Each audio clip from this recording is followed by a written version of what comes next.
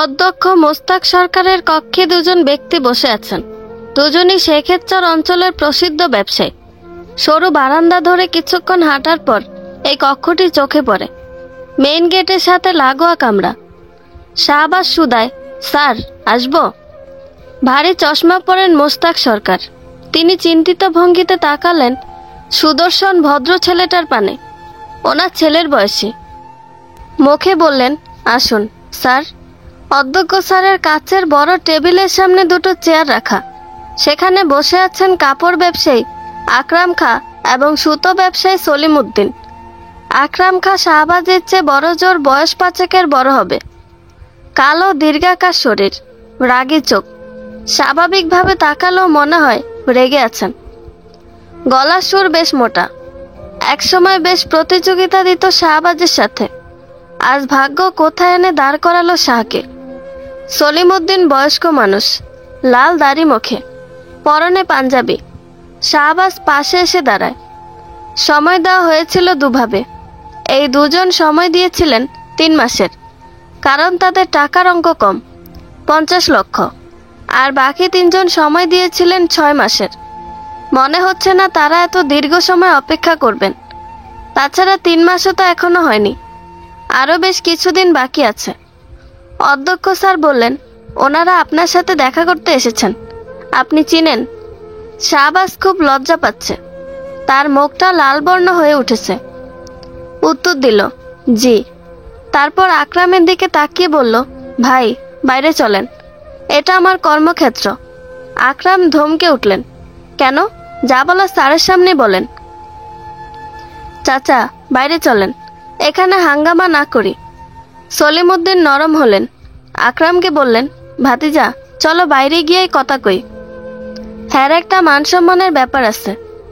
রাখেন তো চাচা, বাটপাড়ের আবার মান সম্মান। শাহ এর কথাটা লাগলো খুব। আকরাম ভাই কথাবার্তা সামলে বলবেন। আপনিও জানেন আমিও জানি আসল ঘটনা কি। আমি যে টাকা নেইনি এটা মনে হয় পুরো মাধবদী শেখেরচর বাসীরাই জানে। হাতি বিপদে পড়লে চামচিকা তো লাথি মারে। আকরাম দাঁড়িয়ে গেলেন, অনেকটা তেড়েই গেলেন শাহের দিকে। উঁচু গলায় বললেন, তুমি মুখ সামলে কথা বলো। মোস্তাক অবস্থা বেগতিক দেখে বললেন, থামেন। এভাবে একজন মানুষের কাজের জায়গায় এসে ব্যক্তিগত বিষয়ে আলোচনা করা ঠিক না। এটা শাহবাজের কাজের জায়গা। আপনারা কথা বললে বাইরে কোথাও বসে বলুন। সলিম উদ্দিনও একই কথা বললেন। বাধ্য হয়ে আকরামকেও তা মানতে হলো। শাহকে সে এবার খেল দেখিয়ে ছাড়বে। খুব তেজ ছিল একসময়। শাহবাজ চৌধুরীর নাম ডাকে চায়ের দোকানে বসা যেত না, এত সুনাম হতো তার। আর আজ মাঝে মধ্যে হাসি আসে তার। কলেজের বাইরে টং দোকান। শাহবাজের সাথে মোস্তাকও এসেছেন। ডান পাশের বেঞ্চিতে বসলো শাহবাজ আর মোস্তাক স্যার। বাম পাশের বেঞ্চিতে ওরা দুজন। আকরাম বলল, আমাদের টাকা কবে দিবা? সময় তো শেষ হয় না এখনো। আরও তো কিছুদিন সময় আছে। সালিশে তো তাই কথা হয়েছিল।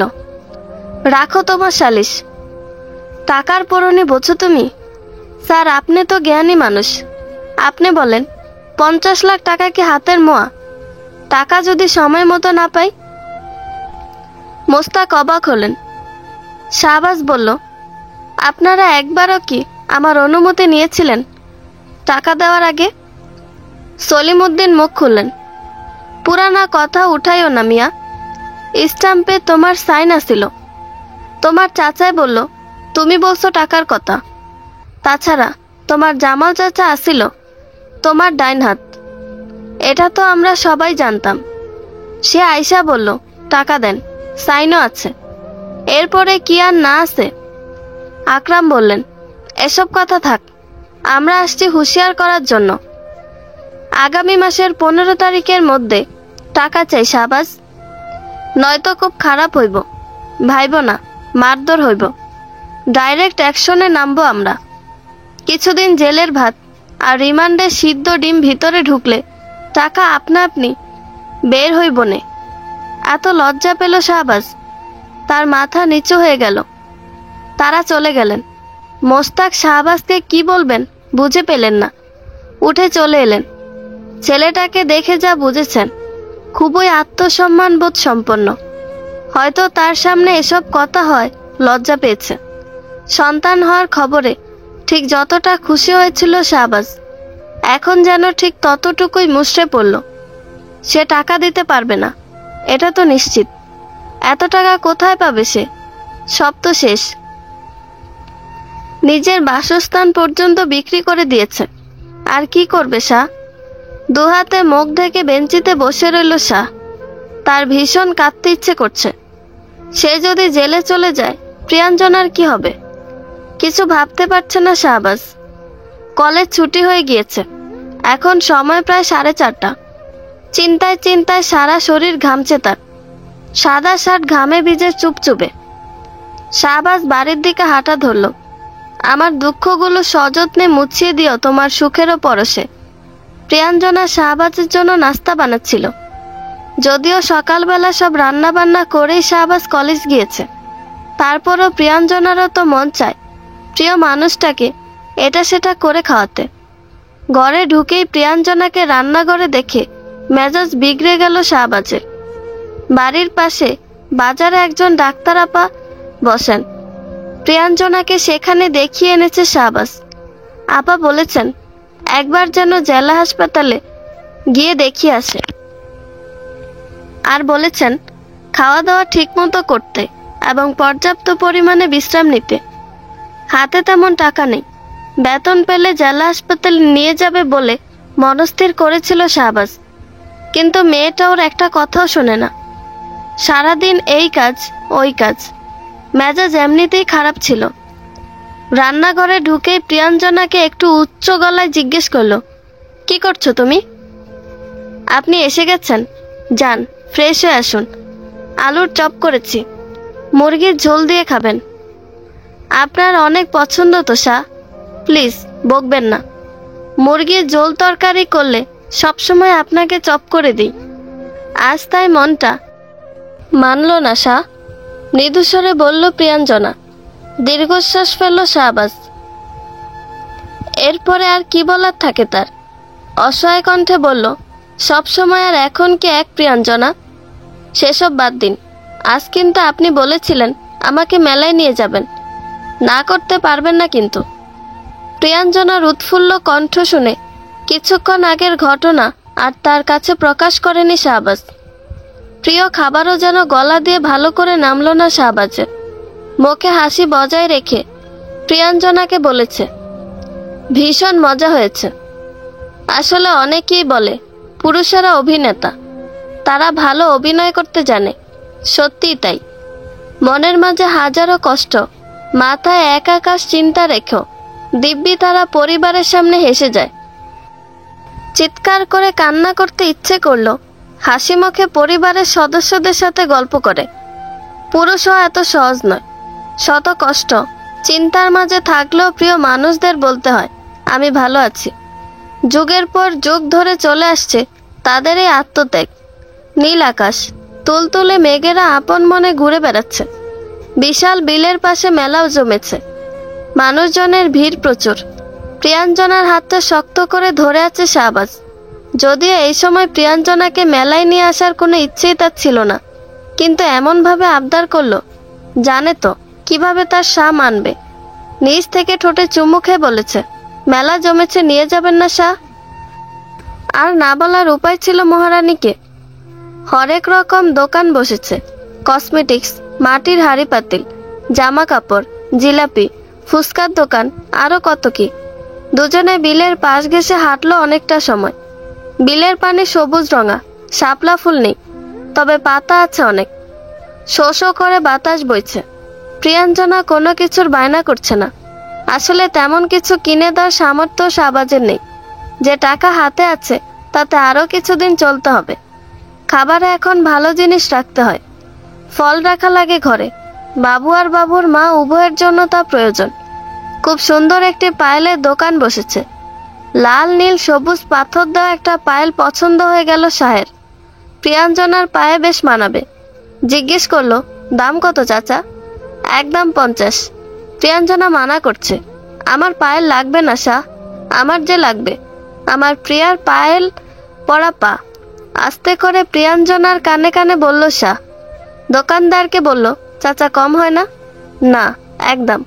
শাহবাজ কিনলো পায়েলটি। আপনিও না শাহ, ছোট বাচ্চাদের মতো করেন, পাগল একটা। শাহবাজ প্রিয়াঞ্জনার ডান হাতটা শক্ত করে আঁকড়ে ধরে বলল, পাগল তাই না? পাগলেরা কিন্তু কামড়ে দেয়। তা তোমার কোথায় কামড় চাই? বেশরম, হাসছে শাহবাজ। একটু হলেও যেন সে সময়ের কথাগুলো মন থেকে সরিয়ে রাখতে চাচ্ছে সে। এই মুহূর্তটা তো আর আসবে না। নাগরদোলা থেকে কিছুটা দূরে বড় চিংড়ি মাছের মাথা ভাজা হচ্ছে। এটা আবার প্রিয়াঞ্জনার পছন্দের খাবার। শাহবাজ জানে এখন তো জীবনও মুখ ফুটে বলবে না। শাহবাজ দুটো নিল 20 টাকা দামের, কিন্তু এরপরই নাগরদোলার এখান থেকে চিৎকার চেঁচামেচি ভেসে এলো। যা শোনা গেল, একটি 5 বছরের ছোট বাচ্চা নিচে পড়ে গেছে, মাথা ফেটে মস্তিষ্ক বেরিয়ে গেছে। তারা যেখানে দাঁড়িয়েছিল সেখান থেকে বেশ দূরেই নাগরদোলা। খোলা বড় মাঠ হয় দূরে দূরে সবকিছু। শাহবাজ প্রিয়াঞ্জনাকে নিয়ে বাড়ির পথে হাঁটা দিল। প্রিয়াঞ্জনার শরীর কাঁপছে রীতিমতো। সেদিনের ভেলানগরের অ্যাক্সিডেন্টটার কথা মনে পড়ে গেল তার। এক পর্যায়ে বুকের মাঝে প্রিয়াঞ্জনাকে টেনে নিল শাহ। দূরত্ব কম, তাও রিক্সা নিল শাহবাজ। একই হয়তো বলে অবাকা যেদিকে যায় সাগর শুকায় যায়। আবারও দীর্ঘশ্বাস ফেলে শাহবাজ। খুশি কখনোই তার জীবনে দীর্ঘস্থায়ী হয় না। শাহবাজ চৌধুরীর জীবন বড্ড অন্যরকম। আজ পূর্ণিমার চাঁদ উঠেছে আকাশে, জ্যোৎস্না সর্বত্র। চন্দ্রবিলাস ঘরটি সত্যিকার অর্থে নামের মান রক্ষা করেছে। যিনি তৈরি করেছেন তিনি যে যথেষ্ট শৌখিন তা এক জ্যোৎস্না রাত ঘরে কাটালেই বোঝা যায়। খোলা বারান্দায় পাটি পেতে নিচে বসে আছে শাহবাজ চৌধুরী। তার বুকে চুপচাপ মাথা রেখে বসে আছে প্রিয়াঞ্জনা।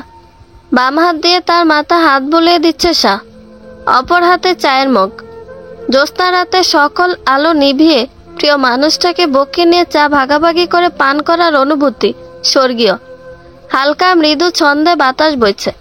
পরন্ত বিকেলে সমুদ্রের পাশে দাঁড়ালে কানে একরকম শব্দ আসে। সমুদ্রের ঢেউ আর হাওয়ার সংমিশ্রণে শব্দটি তৈরি হয়। এখানে অবশ্য আশেপাশে সমুদ্র নেই, তবে শব্দটি আসছে। সাথে জিজি পোকার দল তাল মেলাচ্ছে। শাহবাজ ভালোবাসার পরশ এঁকে দেয় প্রিয়াঞ্জনার কপালে। এখনো ভয় লাগছে? প্রিয়াঞ্জনা নিজের শায়ের বুকে মুখ ঘষে। শায়ের শরীরে এত প্রাণকারা গ্রাণ। প্রতিটি নারী বোধহয় স্বীয় পুরুষের শরীর হতে এমন গ্রাণ পায়, যা তাকে আকর্ষণ করে নিজস্ব পুরুষের আরো নিকটে যেতে। মুখে বলে, ভয় পাচ্ছি না শাহ। আপনার বুকে মাথা রাখলে পৃথিবীর কোনো ভয় আমাকে স্পর্শ করতে পারে না।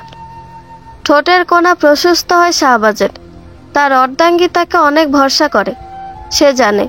শাহবাজ ভরাট কণ্ঠে গেয়ে ওঠে, হামে তুমসে প্যার কিতনা এ হাম নেহি জানেতে, মাগার জি নেহি ছাকতে তোমাহারে বিনা, হামে তুমসে প্যার। নিস্তব্ধ রাতে প্রতিধ্বনি তুলে গানের সুর। রাত প্রায় 8:30 বাজে। সুমনা দাঁড়িয়ে আছে রাস্তার পাশে। এত দ্রুত গাড়িগুলো যায়, রাস্তা পার হওয়ার সুযোগ নেই। আশেপাশে ব্রিজও নেই। 4টা পর্যন্ত স্টোরে কাজ করেছে, তারপর টিউশনি করিয়ে এখন বাড়ি ফিরছে সুমনা। মিরপুর 2-এ একটা ছেলেকে পড়ায়, 5ম শ্রেণীর ছাত্র। এত দুষ্ট। সেখান থেকে আবার যায় মিরপুর 10-এ, সেখানে পড়ায় মিতুল নামের একটি মেয়েকে।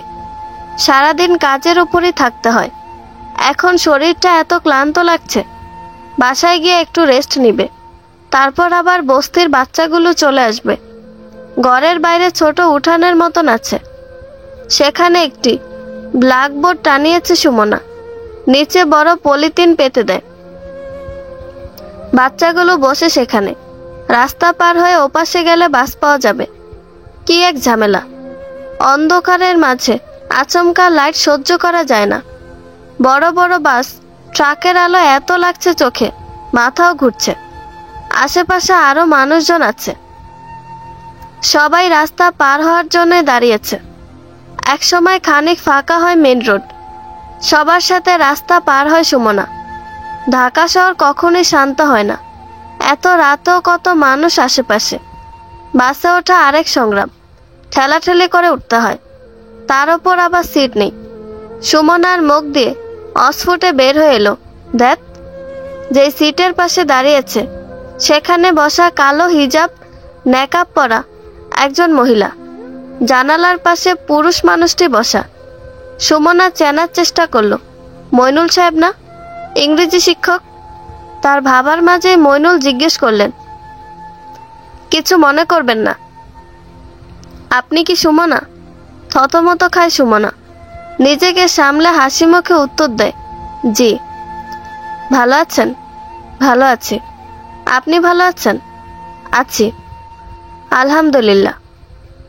মহিলাটিকে দেখিয়ে বলেন, আমার স্ত্রী, 15 দিন হয় বিয়ে করেছে। ও বলল ঢাকা ঘুরবে, তাই নিয়ে আসা। বোরকা নিকাবে আসলে মেয়ে মানুষের বয়স বোঝা যায় না। সুমনাকে মেয়েটি সালাম দিল, কণ্ঠ একেবারে তরুণীদের মতো। বেশ অনেকক্ষণ গল্প করলো তারা। সুমনার ইচ্ছে করছিল বাড়ির খোঁজ নিতে, কিন্তু মনকে বোঝালো অতীতের কোনো স্থান তার জীবনে নেই। বাস আজিমপুর আসতেই তাদের কাছ থেকে বিদায় নিয়ে নেমে পড়ল সুমনা।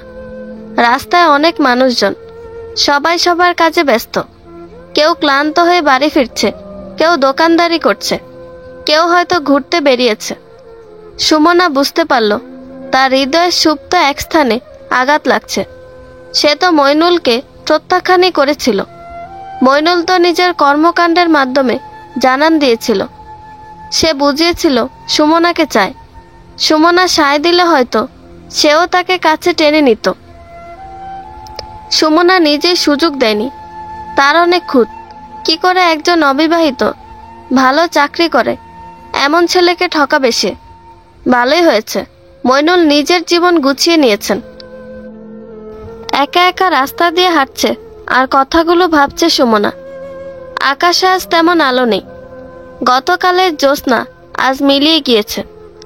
দু একটা তারার অবশ্য দেখা মিলছে। হঠাৎ সুমনা অনুভব করে এত বড় জগতে সে আকাশের ওই তারাগুলোর মতোই একলা। মানব মন বড়ই বিচিত্র। কষ্টের মাঝে থাকলে কেউ যদি খানিক সমবেদনা সহানুভূতি দেখায়, তাকে আপন ভেবে বসে থাকে। ভালোবাসার মানুষের কাছ থেকে যখন পাহাড় সম আঘাত পায় সুমনা, তখন সহানুভূতির হাত বাড়িয়ে দিয়েছিল মইনুল। আত্মহত্যার হাত থেকে রক্ষা করেছিল তাকে। হয়তো সুমনা হাত আঁকড়ে ধরলে তা ভালোবাসায় পরিণত হতো। তাহলে আর প্রীতম আর তার মাঝে কোনো পার্থক্যই থাকতো না। সেখানে কোনো আত্মসম্মানও থাকতো না।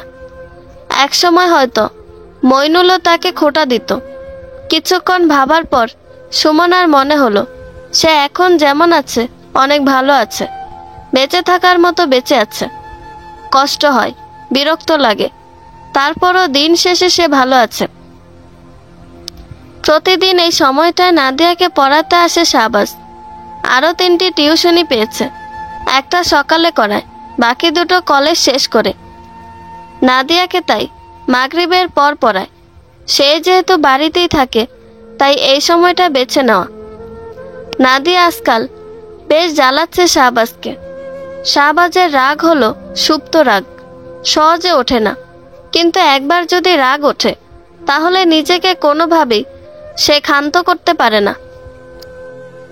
পর্যাবৃত্ত গতি পড়াচ্ছে শাহবাজ।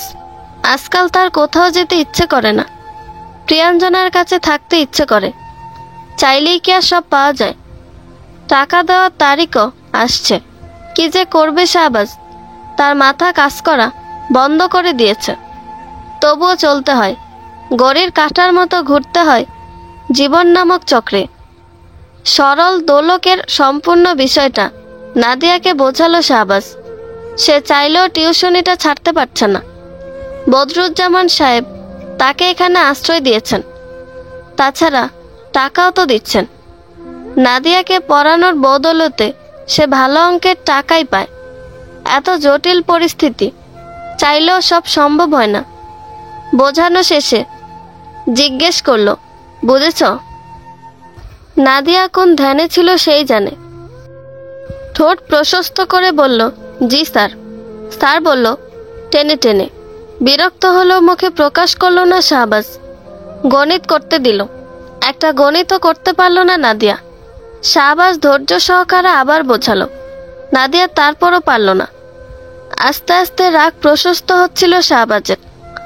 হঠাৎ নাদিয়া এমন একটি অভাবনীয় কাজ করে বসলো।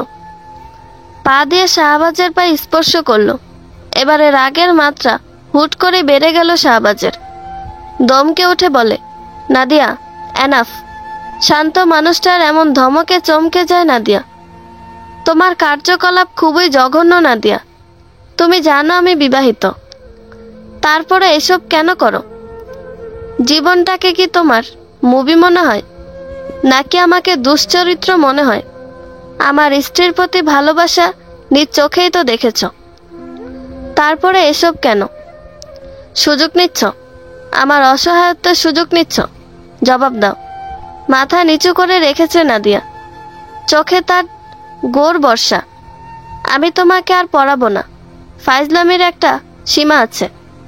তুমি সেসব সীমা বহু আগে অতিক্রম করেছ। আমি কি দুশ্চরিত্র, খারাপ চরিত্রের? আমাকে কি তোমার মেয়েবাজ, লম্পট মনে হয়? এবার কেঁদেই দিল নাদিয়া। একদম কাঁদবে না, আনসার মি। আজকে আমার জবাব চাই। নাদিয়া কেঁদেই চলেছে। উপরে চলে আসে শাহবাজ। মেয়েটাকে অনেক বুঝিয়েছে সে, তারপরে এসব করছিল। তাই আর মাথা ঠান্ডা রাখতে পারেনি। কথাটি একদম সত্য। Life is not a bed of roses, but rather a bed of Thrones.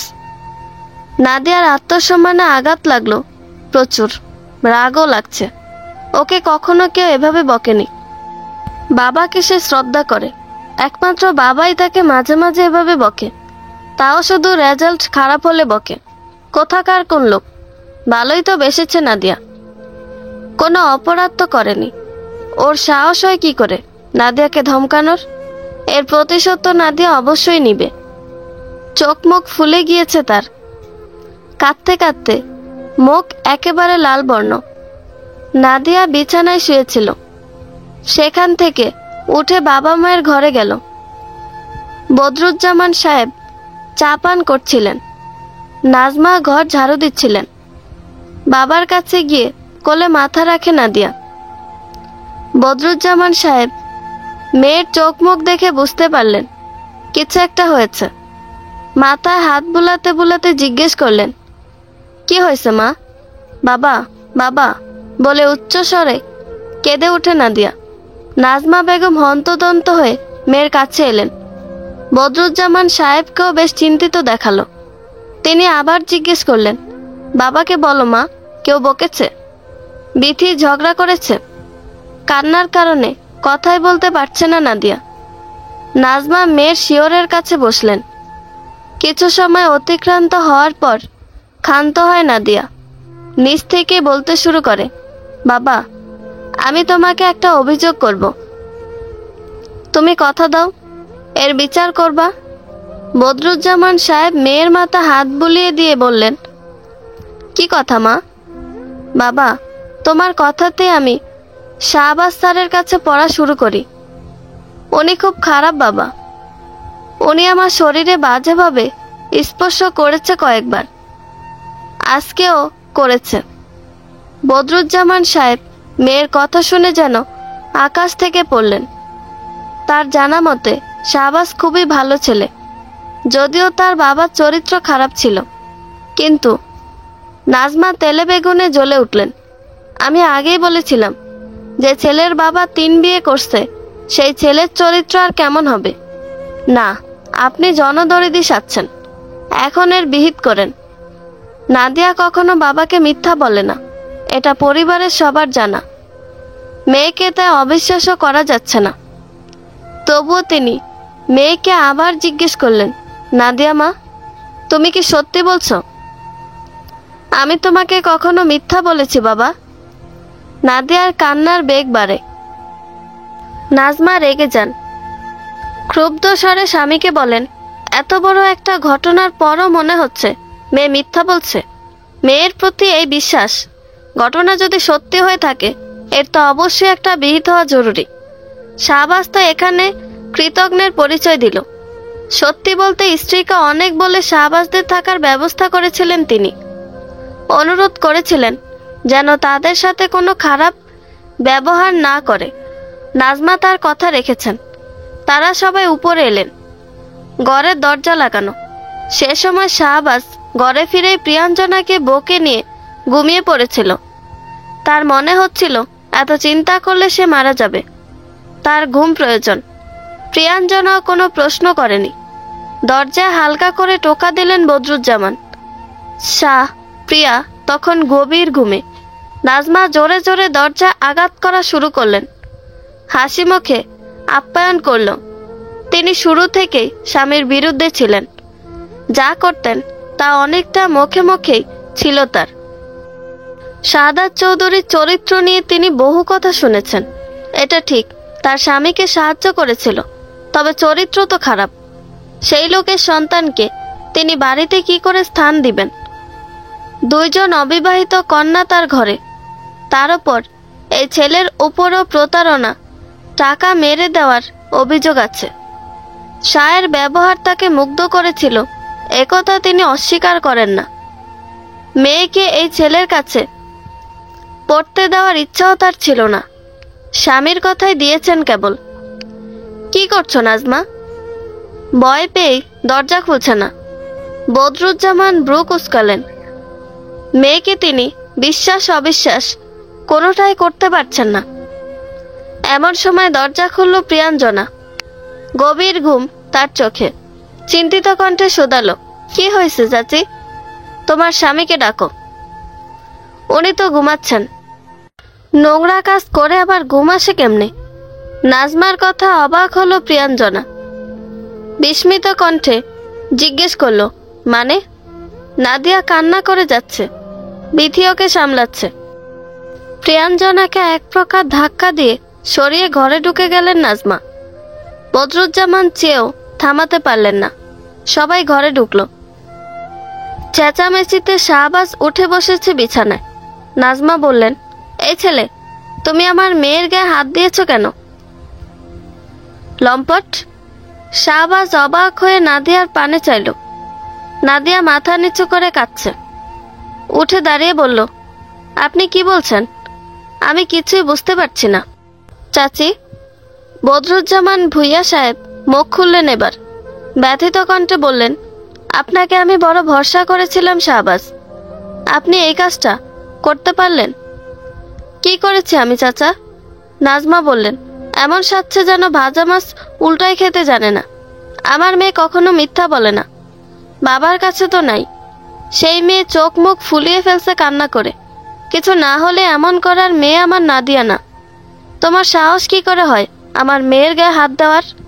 ছি, বাপের মতনই চরিত্র পাইছ, মেয়েবাজ কোথাকার। শাহবাজের রাগের মাত্রা আকাশ ছুঁয়েছে এবার। কি মিথ্যাবাদী মেয়েটা! সে হিংস্র বাঘের মতো তেড়ে গেল নাদিয়ার দিকে। কেউ কিছু বোঝার আগে চর বসিয়ে দিল তার গালে। চিৎকার করে বলল, আমি কখনো তোমার গায়ে হাত দিয়েছি? এই মেয়ে, আল্লাহর কসম করে বলো, কখনো এমন কিছু করেছি? নাদিয়া গালে হাত দিয়ে হাউমাউ করে কাঁদছে। নাজমা এক ধাক্কা দিয়ে শাহবাজকে সরিয়ে দিলেন। মেয়েদের ব্যাপারে তিনি পৃথিবীর কাউকে ছাড় দেন না।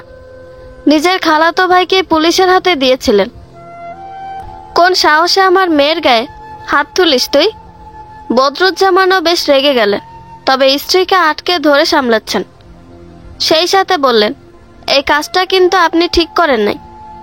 আমার সামনে আমার মেয়ের গায়ে হাত কি করে তুললেন আপনি? শাহবাজও সমান তালে বলে যাচ্ছে, বড় কোনো মারামারি হতে পারে। প্রিয়াঞ্জনা তাই শাহবাজকে থামানোর চেষ্টা করলো। নাজমা প্রায় ছুটে এসে শাহবাজের গালে চর বসিয়ে দিলেন। হিংস্র বাঘের মতো গর্জে উঠল শাহবাজ। রাগ এত পরিমাণে বেড়েছে তার, সে নিজেকে কন্ট্রোল করতে পারছে না। আপনি কোন সাহসে আমার গায়ে হাত দিলেন? এই মহিলা, নিজের মেয়ের চরিত্র সম্পর্কে জানা আছে আপনার? পায়ে পায়ে খোঁচা দেয়। বিবাহিত পুরুষের সাথে সম্পর্ক করতে চায়। ব্যবসা পয়দা করছেন একটা। অবস্থা বেগতিক হচ্ছে। শাহবাজের মাথায় রক্ত উঠে গেছে। প্রিয়াঞ্জনা এক পর্যায়ে পিছন থেকে জড়িয়ে ধরে শান্ত করার চেষ্টা করলো শাহবাজকে। বদরুজ্জামান সাহেবকে বলল, চাচা, আমরা কালকে এই ব্যাপারে কথা বলি, আপনারা এখন যান। নাজমা চিৎকার করে বললেন, কোনো কথা নেই, 2 দিনের মধ্যে ঘর খালি চাই। এক প্রকার টেনে হিস্ট্রে নাজমাকে নিচে নিয়ে এলেন বদরুজ্জামান। প্রিয়াঞ্জনা বিস্মিত হয়ে ভাবল, মানুষ কত সহজে রূপ বদলায়। সে কখনো কল্পনা করেনি এই মহিলা এমন। প্রথম দিন ওনাকে দেখে মায়ের কথা মনে পড়েছিল তার। মনে হয়েছিল কত মমতাময়ী মহিলাটি। দরজা খোলা, শো শো বাতাস আসছে ঘরে। প্রিয়াঞ্জনাকে জড়িয়ে ধরে কেঁদে ওঠে শাহবাজ। সকল রাগ, ক্ষোভ অশ্রু হয়ে ঝরে প্রিয়াঞ্জনার কাঁধে। কখনো নিজের শাহকে এতটা ভেঙে পড়তে দেখেনি প্রিয়াঞ্জনা। তুমি আমাকে বিশ্বাস করো তো প্রিয়াঞ্জনা? নিজের চাইতেও বেশি। শাহবাজের পিঠে হাত বুলিয়ে দিচ্ছে প্রিয়াঞ্জনা। তার শাহকে আঘাত করেছে মহিলা। তার বুকটা যে ফেটে যাচ্ছে। নিদারুণ কষ্ট হচ্ছে বুকের মধ্যিখানে। আর যে সহ্য হয় না। এত এত বিপদ, জীবনটা এমন কেন? যখনই তারা ভাসতে ভাসতে তরি খুঁজে পায়, তখনই আবার ডুবে যায়। এর শেষ কোথায়? কোথায় যাবে, কি করবে কিছুই বুঝতে পারছে না শাহবাজ। চাকরিটাও বোধ আর থাকবে না। রিমনের কাছে যাবে কি? তাদেরই তো কত ঝামেলা। চিন্তার কারণে গলা দিয়ে একটা দানাও নামছে না তার। প্রিয়াঞ্জনাকে জোর করে খাইয়ে দিয়েছে। বদরুজ্জামান সাহেবের সাথে কথা বলার চেষ্টা করেছিল সে, কিন্তু তিনি কোনো কথাই শোনেননি। যা বোঝা গেল, বাড়িটা ছাড়তেই হবে। হেমন্ত এসেছে নীরবে। হেমন্তে নাকি মানুষের মন বিষণ্ণ থাকে। ভীষণ সত্য কথা। দিন ছোট হয়ে আসছে। আসরের আজান দিতে দিতে সন্ধে হয়ে আসে। আজকের মধ্যাহ্ন এক বিষাদপূর্ণ মধ্যাহ্ন। প্রিয়াঞ্জনাকে ঘুম পাড়িয়ে ছাদে দাঁড়িয়ে আছে শাহবাজ। পুকুরের পাশটায় খেসারি কলাইয়ের ক্ষেত লাগানো হয়েছে। গাছগুলো উকি দিচ্ছে সবে। এমন সময় নাদিয়াকে নিচে উঠানে দেখে চোখ ফিরিয়ে নে শাহবাজ। মানুষ এত বাজে হয়, এত নোংরা। টাকা দেওয়ার সময় পেরিয়ে গেছে আজ 2 দিন। ওরা যে কোনো সময় চলে আসবে, এই বাড়িতে আসবে। শাহবাজই ঠিকানা দিয়েছে, দিতে বাধ্য হয়েছে। মেইন গেটে কারা যেন টোকা দিচ্ছে। নাদিয়া উঠানে বসেছিল, সাথে তার একজন বান্ধবী। ওই দিন শাহবাজকে কেস খাওয়ানোর গল্পই করছিল নাদিয়া। সে সাথে হাসাহাসি। নাদিয়াকে ফিরিয়ে দেওয়া, এবার মোকাবিলা করুক, খুব তো ভাব নিচ্ছিল। এসব খেলা নাদিয়া ভালোই পারে। গেটের শব্দ ক্রমশ বাড়তেই নাদিয়া উঠে গিয়ে মেইন গেট খুলে দিল। নাদিয়াকে অবাক করে দিয়ে কয়েকজন পুলিশ আর ব্যবসায়ী আকরাম প্রবেশ করলেন বাড়ির ভিতরে। শাহবাজ যা বোঝার বুঝে গেল। যা যা নিকৃষ্ট হওয়ার ছিল সবই হয়েছে তার সাথে। এখন শুধু এটারই বাকি ছিল। সে ঘরে প্রবেশ করে। প্রিয়াঞ্জনা নির্বিঘ্নে ঘুমাচ্ছে। গত কয়েক রাত চিন্তায় চিন্তায় সেও ঘুমায় না। তার সাথে প্রিয়াঞ্জনা জেগে থাকে। ডাকতে ইচ্ছে করে না, তবুও ডাকে, প্রিয়াঞ্জনা ওঠো, তাড়াতাড়ি ওঠো। কি হয়েছে শাহ? ঘুম ঘুম কণ্ঠে বলে ওঠে সে। শাহবাজ মাথা ঠান্ডা রাখে। এমন পরিস্থিতিতে উত্তেজিত হওয়া যাবে না। দৃঢ় কণ্ঠে বলে, পুলিশ এসেছে প্রিয়াঞ্জনা। আমাকে মনে হচ্ছে থানায় ধরে নিয়ে যাবে। ঠাটা পড়া মানুষের মতো নিস্তব্ধ হয়ে গেল প্রিয়াঞ্জনা। এসব ব্যাপারে সে খুব ভয় পায়। সে কি বলবে? কোনো কথাই তার মুখে আসছে না। প্রিয়াঞ্জনার কপালে চুমু খায় শাহবাজ। মাথায় হাত বুলিয়ে বলে, এখানে 5,000 টাকা আছে, রাখো। আমি রিমনকে কল করছি। কল করার সুযোগ আর হলো না। বদরুজ্জামান সাহেব সহ পুলিশের লোকজন এবং আকরাম উপরে চলে এলো। পুলিশ কর্মকর্তা হাসান বললেন, আপনাকে আমাদের সাথে পুলিশ স্টেশন যেতে হবে। আপনার বিরুদ্ধে প্রতারণা, জালিয়াতি এবং টাকা আত্মসাতের কেস করা হয়েছে। বদরুজ্জামান সাহেব হয়তো সাহায্য করতেন। নিজের মেয়ের চাইতে বড় তো আর অপরের ছেলে না। শাহবাজ থমথমে সুরে বলে, আমাকে একটি কল করার সুযোগ দিন। পুলিশের সামনে আকরাম মোবাইলটা শাহবাজের হাত থেকে নিয়ে নেন। গমগমে কণ্ঠে বলেন, এসব রাখো মিয়া। তারপর হাসানের দিকে তাকিয়ে বললেন, হাসান, একে যা জিজ্ঞেস করার থানায় নিয়ে করবা।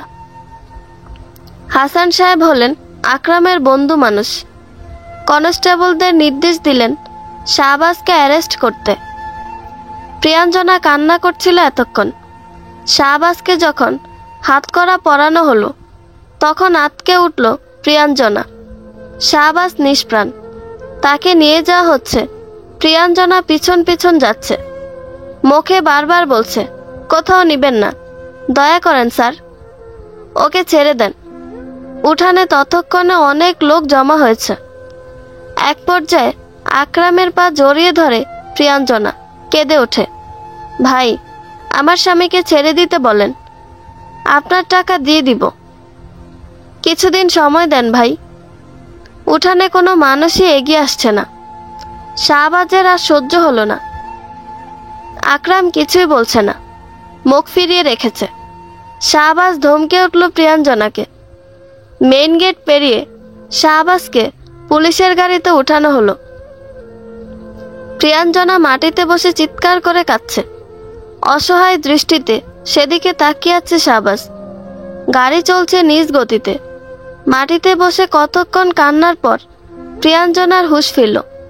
বুঝে গেল তার শায়ের তো কেউ নেই, ভেঙে পড়লে হবে না। তামাশা সবাই দেখেছে, কেউ সাহায্য করেনি। আরও বদরুজ্জামান সাহেবকে নানা রকম কথা শুনিয়ে গেছে। কি করে তিনি একজন অপরাধীকে বাসা ভাড়া দিলেন? উঠে দাঁড়ায় প্রিয়াঞ্জনা। অনেকক্ষণ কান্নার ফলে মাথা ব্যথা করছে প্রচণ্ড। অন্ধকার হয়ে এসেছে চারপাশে। মাথাটা ধরে কোনো মতো উঠানে প্রবেশ করে সে।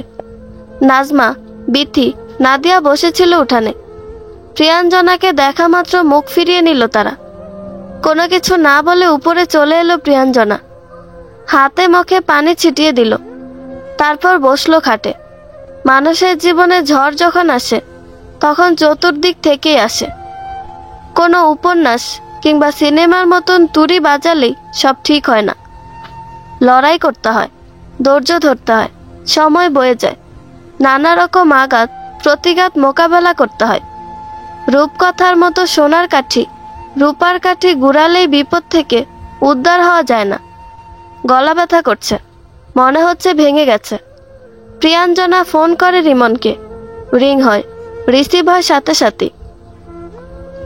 আসসালামু আলাইকুম শাহ। রিমন ভাই, আমি প্রিয়াঞ্জনা। কি হয়েছে ভাবি? পুলিশ শাহকে ধরে নিয়ে গেছে রিমন ভাই, বলেই কান্না করে দেয় প্রিয়াঞ্জনা। কাঁদবেন না ভাবি, আমরা আসতেছি। আপনি জেলখানার মোড়ে আসেন ভাই, আমি আসতেছি। থানায় যেতে হবে। মনে হচ্ছে থানায় নিয়ে গেছে। নরসিংদী থানা নাকি মাধবদী থানা সেটা জানেন? কিছু জানি না ভাই, কিছু জানি না। আপনারা থাকেন, আমি আসতেছি। এত রাতে একা আসতে পারবেন ভাবি? পারবো ভাই, স্বামীর জন্য সব পারতে হয়। বোরকা পরে এই ঘন আন্ধার রাতে বেরিয়ে পড়ে প্রিয়াঞ্জনা। আল্লাহর কাছে বারবার দোয়া করছে, আমার শাহকে তুমি হেফাজতে রেখো আল্লাহ। এই পৃথিবীতে এমনও নারী আছেন যারা স্বামীর দুঃসময়ে ছেড়ে যায়, আবার এমন নারীও আছেন যারা স্বামীর ঢাল হয়ে দাঁড়ায়। প্রিয়াঞ্জনা তার শাহের নিকট আহ্লাদি, বোকাশোকা। প্রিয়াঞ্জনার প্রাণ ভোমরা তার শাহ। মানুষটাকে সে নিজের চাইতো বেশি ভালোবাসে। মানুষটার জন্য সে যে কোনো লড়াইয়ে নামতে প্রস্তুত। আপনি এমন করেন কেন প্রীতম? মেয়েটাকে একটু কোলে নিলেও তো পারেন। রাতের পর রাত জেগে মেয়েকে আমি সামলাই। আপনার পরিবারের একটা মানুষও আমাকে সাহায্য করে না। কেন এমন করছেন আপনারা? আমার মেয়ে কালো বলে চিৎকার করে বলে ওঠে স্বর্ণা। প্রীতম বিরক্ত হয়। এমনিতেই তার কোনো কিছু ভালো লাগছে না। এতগুলো দিন হয়ে গেল, ফাহিম তাকে কোনো আশ্বাসই দিচ্ছে না। এখন তো কলও ধরে না। কি হলো, কথা বলছেন না কেন? আবারও চিৎকার করে ওঠে স্বর্ণা। প্রীতমের মুখোমুখি দাঁড়ায় সে। প্রীতম ধাক্কা দিয়ে তাকে সরিয়ে ঘর থেকে বেরিয়ে যায়। বিরক্তিকর। স্বর্ণাকে এখন তার কাছে বিরক্তিকরই লাগে। প্রাপ্তির বমি হয়েছে কয়েকবার। শরীরের অবস্থাও তেমন ভালো না। ফাহিমের সাথে তার তেমন যোগাযোগ হয় না, মাঝে মধ্যে কল করে কেবল। প্রাপ্তি বেঁচে আছে নিজের যন্ত্রণাকে আঁকড়ে ধরে। প্রীতিকে কয়েকবার কথাটা বলতে গিয়েও সে বলেনি। কি হবে বলে? ফাহিম তো আর শাস্তি পাবে না। উল্টো এ ব্যাপারে জানতে পারলে তার ভিডিও ভাইরাল করে দেবে। তার মা জোহরা বেগম এখন নতুন পায়তারা করছেন। প্রাপ্তি, প্রীতি আর প্রিয়াঞ্জনা, তারা তিন বোনই বেশ সুন্দরী। জোহরা একসময় চাইতেন ওনার ছেলে মেয়ে পড়াশোনা করবে, মানুষের মতো মানুষ হবে। তবে প্রিয়াঞ্জনা আর প্রীতম এতটা কষ্ট দিয়েছে তাকে, এখন আর প্রীতির প্রতিও কোনো আশা নেই তার।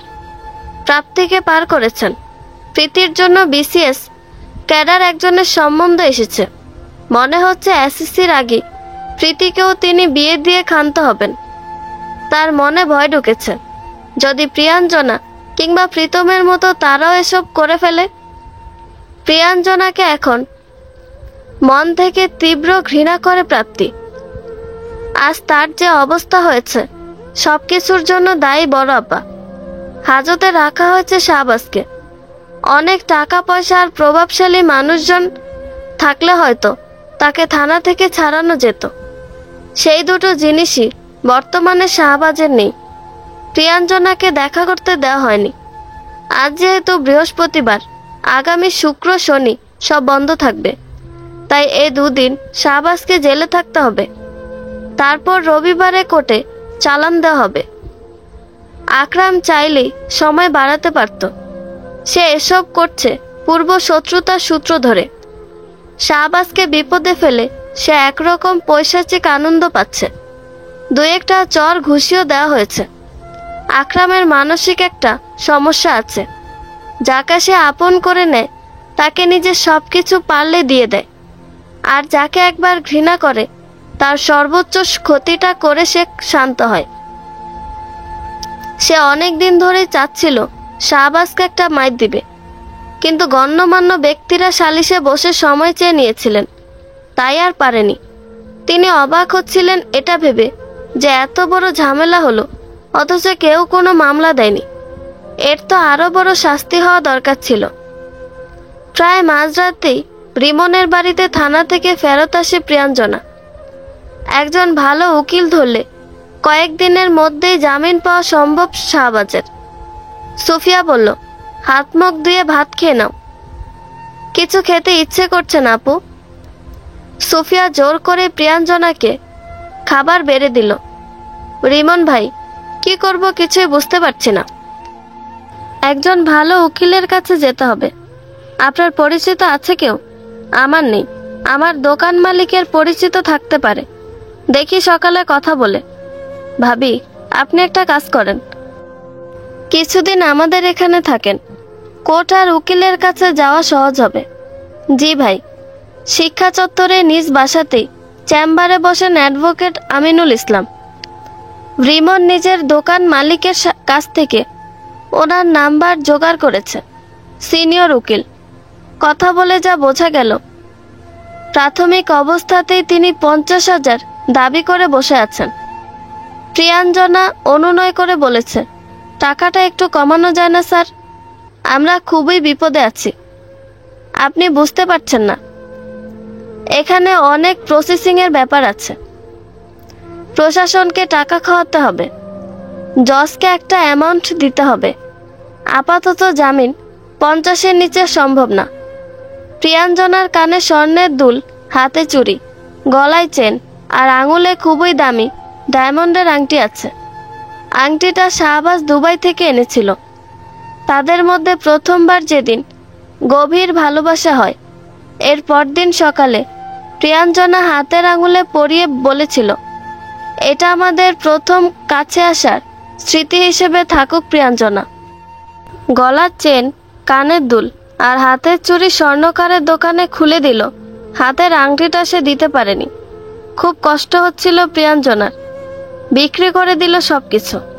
এত বিপদ গেছে তাদের, শাহবাজ কখনো তার গায়ের গহনাগুলো নেয়নি, কখনো এগুলো বিক্রি করবে সে প্রসঙ্গ তোলেনি। বিয়ের অন্য গহনা অবশ্য প্রিয়াঞ্জনা তার হাতে তুলে দিয়েছিল। সেগুলো অনিচ্ছা সত্ত্বেও বিক্রি করতে বাধ্য হয়েছিল শাহবাজ। বড়বাজার থেকে অটো করে আবার রিমন প্রিয়াঞ্জনা উকিলের বাসায় আসে। আমিনুলের হাতে তুলে দেয় 50,000 টাকা। আমিনুল সাহেব আশ্বাস দিলেন, সোম মঙ্গলবারের মধ্যেই জামিন হয়ে যাবে, বাকিটা উনি দেখবেন। তবে হাজিরা দিতে হবে শুনানির তারিখ অনুযায়ী। আদালত হলো বর্তমানে টাকার খেলা। একজন সাধারণ মানুষকে সর্বশান্ত নিঃস্ব করে ছাড়ে। শাহবাজকে জেলে নেওয়া হয়েছে। তাকে কিছু মারধর করা হয়েছিল। অসুস্থ হয়ে পড়েছে শাহবাজ। শরীরে যা আঘাত লাগার লেগেছে সেটা না হয় পুষিয়ে যাবে, তবে মনের আঘাত বারবার চোখের সামনে ভাসছে প্রিয়াঞ্জনার ক্রন্দনরত মুখটা। তার অর্ধাঙ্গী পায়ে পর্যন্ত ধরেছিল আকরামের। না চাইতেও তুলনা চলে আসে। মায়ের প্রতি অভিযোগ বাড়ে। মা বিদেশে স্বামী নিয়ে থাকেন। কোনো দিন শাহবাজের খোঁজ নেওয়ার প্রয়োজন বোধ করেননি। বাবার দুর্দিনে বড়লোক এক বন্ধুর সাথে পালিয়ে গিয়েছিলেন তিনি। শাহবাজ মেয়েদের তেমন ভরসা করত না। মনে হতো এরা তো সব স্বার্থপর, লোভী। আল্লাহ তার কপালে এমন একজনকে জুটিয়ে দিলেন, বুঝিয়ে দিলেন এই পৃথিবীর সব নারী সমান নয়। এক রুমের ভিতরে প্রায় 40 জন আসামি, কেউই স্থায়ী নয়। কয়েকদিনের ভিতরেই জামিন হবে। এত আসামিদের ভিড় থাকার কারণও আছে। বিরোধী দলের ছেলেপেলেরা মিছিলে নেমেছিল, ভাঙচুর করেছে।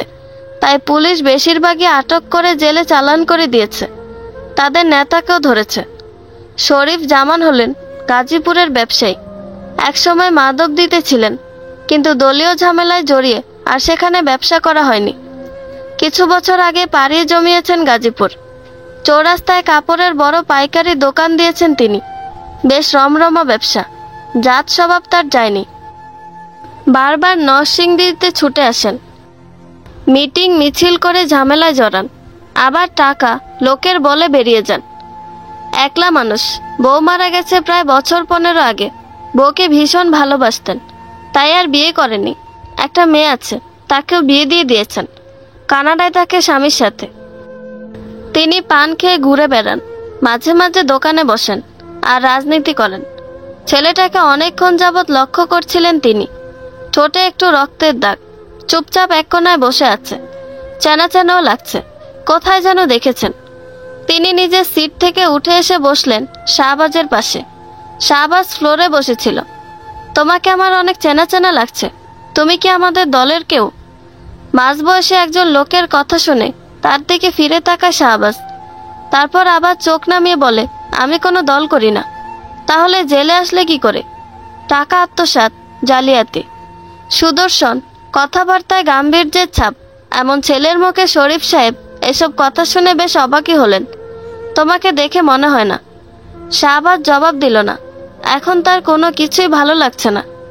তোমার চেহারা আমার পরিচিত এক ভাইয়ের সাথে মিলে। উনি অবশ্য মারা গেছেন। একটা ছেলে আছে শুনেছি। মাদক দিতে বেশি একটা যাওয়া হয় না, তাই তেমন যোগাযোগও নেই। সাদাত চৌধুরীর নাম শুনেছ? জি, আমার বাবা হন। মাথা নিচু করে উত্তর দিল শাহবাজ। তোমার নাম কি বাবা? শাহবাজ চৌধুরী। সাদাত চৌধুরী ছিলেন শরীফ জামানের বন্ধু মানুষ। দলীয় ঝামেলায় মাদক দিতে প্রবেশ করতে পারেন না তিনি। মিটিং মিছিল সবই করেন নরসিংদী মেন কেন্দ্রে। বহু বছর বন্ধুর সাথে যোগাযোগ ছিল না। ছেলেটা শুনেছিলেন ঢাকা থাকে। ছোটবেলায় দেখেছিলেন। ব্যবসা জীবনে সবাই সবার কাজে ব্যস্ত। শাহাদাত চৌধুরীর মৃত্যুর খবরও তিনি পেয়েছিলেন বেশ কিছুদিন পরে। ছেলেটার অনেক প্রশংসা শুনেছিলেন। কখনো স্বচক্ষে দেখা হয়নি। আজ এমন বিব্রত অবস্থায় তাদের দেখা। মনে মনে কষ্ট অনুভব করলেন তিনি। হাত রাখলেন শাহবাজের মাথায়, হাত বুলিয়ে দিলেন। এতিম ছেলেটার জন্য বড় মায়া হচ্ছে তার। আকস্মিক এমন কাণ্ডে শাহবাজ অবাক হলো। কেন যেন বাবার কথা মনে পড়ছে। বুক ফেটে কান্না আসছে তার। কিভাবে এমন ঝামেলায় জড়ালে বাবা?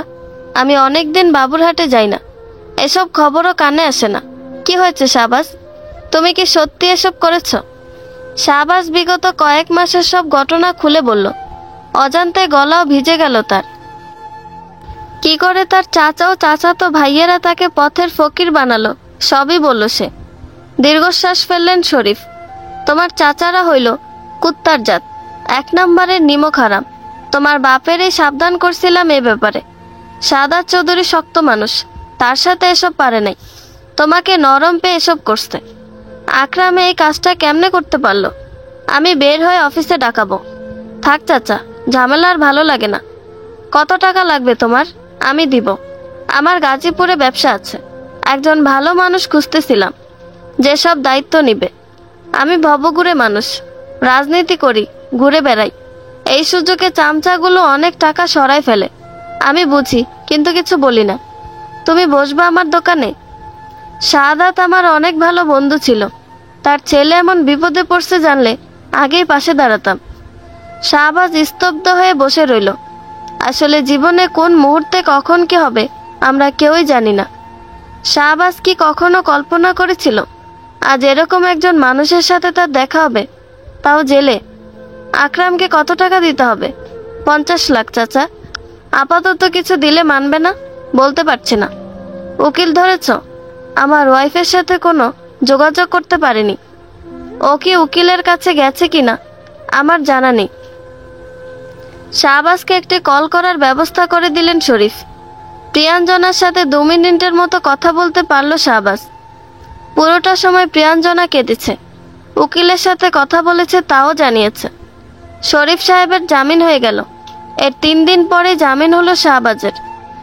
আকরামকে অফিসে ডেকে শাহবাজের হয়ে 5 লাখ টাকা দিতে চেয়েছেন শরীফ জামান, কিন্তু আকরাম তা নেয়নি।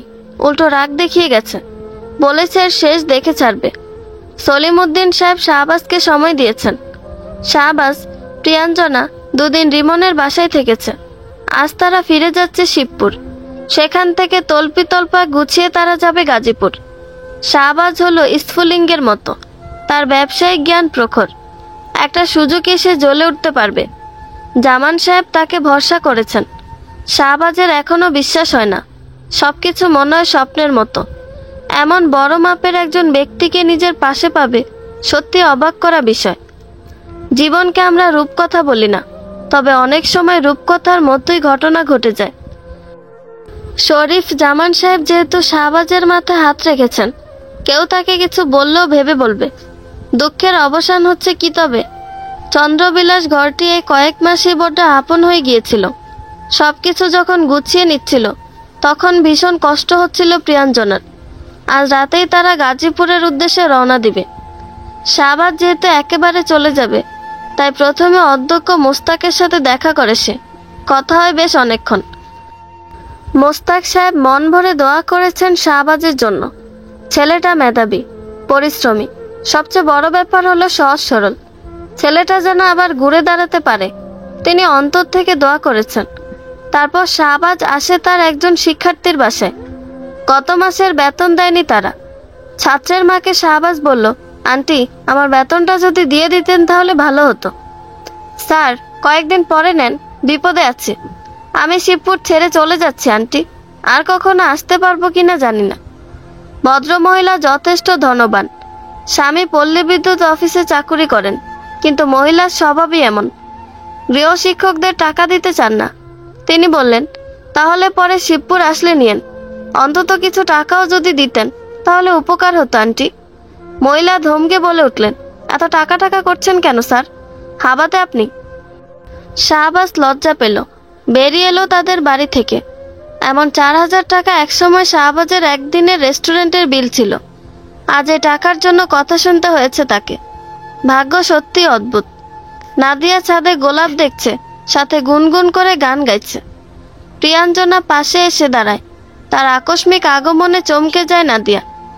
আজ আকাশ মেঘলা, হালকা হাওয়া বইছে, মনে হচ্ছে বৃষ্টি হবে।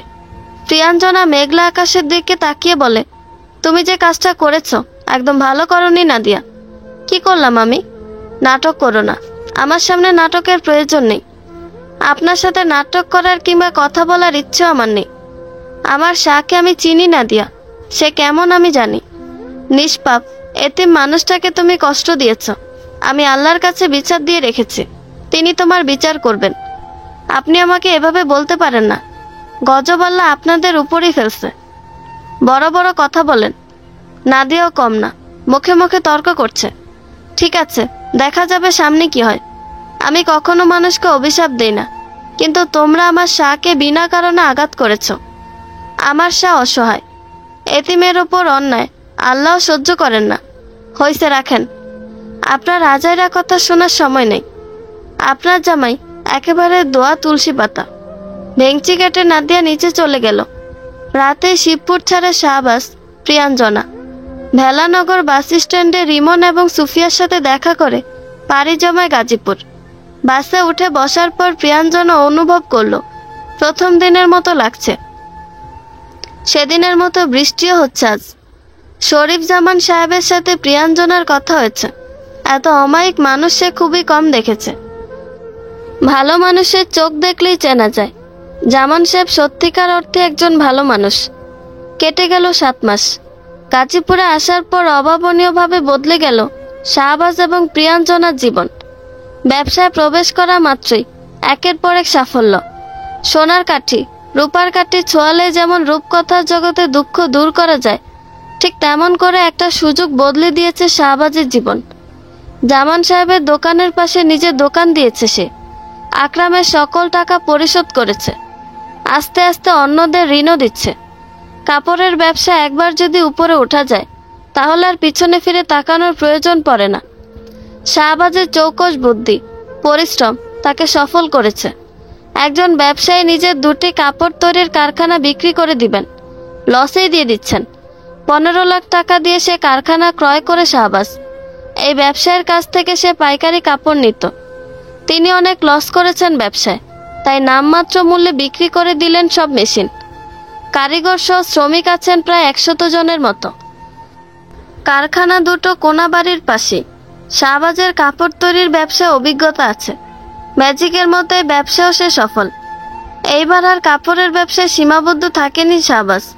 বাস কিনেছে 4টা। বাসের ব্যবসা অনেক টাকা, একটু বুদ্ধি খাটালেই চলে। সিরামিক ইন্ডাস্ট্রি তো বিনিয়োগ করার ইচ্ছে আছে তার। এত দ্রুত আবার আগের অবস্থানে ফিরে আসবে কখনো কল্পনাও করেনি শাহবাজ। গাজীপুরের এক আবাসিক এলাকার বহুতল ভবনে ডুপ্লেক্স বাসায় থাকতেন জামান সাহেব। শাহবাজ, প্রিয়াঞ্জনা এখানে উঠেছিল প্রথম দিন। আজও তারা এখানেই থাকে। প্রিয়াঞ্জনার কখনো মনে হয়নি জামান সাহেব তাদের অল্প দিনের পরিচিত। শাহবাজ এবং তার মাথায় সবসময় ছায়ার মতন থাকেন, ঠিক একজন বাবার মতন। সব কিছুতে গাইড করেন শাহবাজকে। আর কিছুদিন বাদেই প্রিয়াঞ্জনার ডেলিভারি ডেট। জান্নাতের টুকরা আসবে তার ঘরে। মেয়েটা পেটে আসার পর থেকে সব কিছুতেই বরকত হচ্ছে। প্রিয়াঞ্জনাকে খাইয়ে দিচ্ছিল শাহবাজ।